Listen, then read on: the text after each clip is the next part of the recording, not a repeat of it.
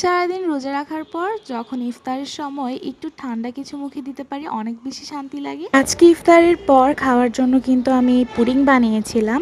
পুডিংটা কিন্তু ঠান্ডা ঠান্ডা আমার অনেক বেশি পছন্দের একটা ডেজার্ট বলতে পারেন। বানানোর ডিটেলসটা আপনাদের সাথে শেয়ার করিনি, কারণ আমি অনেকবারের মতনই অনেকবারই আপনাদের সাথে পুডিং রেসিপি শেয়ার করেছি, আর এটা কিন্তু কম বেশি সবাই বানাতে পারে।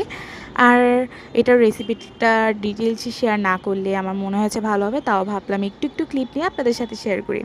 আর আজকের পুডিংটা আমি ইফতারের আগে বানিয়ে দেন ফ্রিজে ঢুকিয়ে রেখেছিলাম। এশারের নামাজের পর পুডিং খেয়ে পুডিংটা ফ্রিজ থেকে বের করে তারপর কেটে সুন্দর করে সার্ভ করেছি। আর কালারটা মাশাআল্লাহ দিলে অনেক সুন্দরভাবে এসেছে, বলতে পারেন যে ক্যারামেলটা সুন্দরভাবে পুডিংয়ের উপর বসেছে।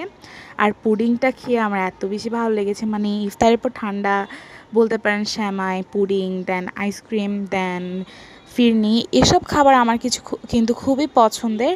আর এটাও কিন্তু আরেক রকমের পছন্দের।